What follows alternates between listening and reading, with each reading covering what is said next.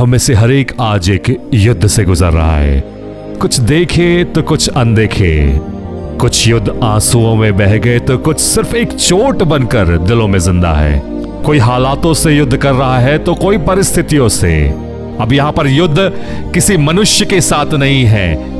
अब जरा ध्यान दीजिए, पहला शमूएल 25 में हमें नाबाल नाम के एक अमीर और मतलबी आदमी के साथ डेविड की मुठभेड़ के बारे में पढ़ा। नाबाल की हरकतों से डेविड इतना आहत हुआ कि उससे बदला लेने की कोशिश की और युद्ध के लिए चला गया। लेकिन यहाँ पर नाबाल की पत्नी अबीगैल ने हस्तक्षेप किया और इस बात पर जोर दिया कि परमेश्वर ने डेविड को एक शाश्वत राजवंश सौंपा है और इस लड़ाई से उसे कोई लाभ नहीं।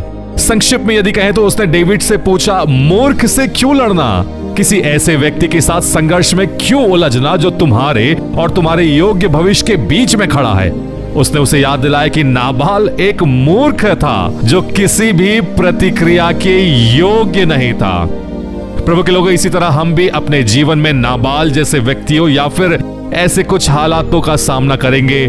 ऐसे लोग जो असभ्य, आक्रामक, नीचा दिखाएंगे, झूठ गढ़ेंगे, आपको नापसंद करेंगे, नकारात्मक टिप्पणी भी करेंगे या फिर मन के ऐसे विचार जो आपको अंदर ही अंदर घायल कर रहे हैं। कोई परिस्थितियां हो सकती है, कोई हालात हो सकते हैं जो आपके ध्यान और समय को व्यर्थ कर रहे हैं। उन क्षणों में हमें खुद से वही सवाल पूछना चाहिए जो अबीगैल ने डेविड से पूछा, मूर्ख से क्यों लड़े?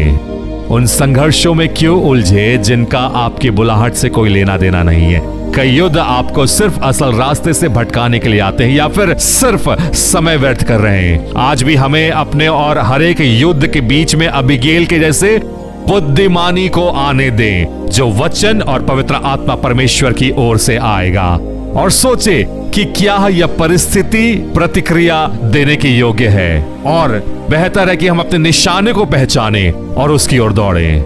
Recognise the value of your calling, choose your battle wisely. अपने युद्ध को पहचाने।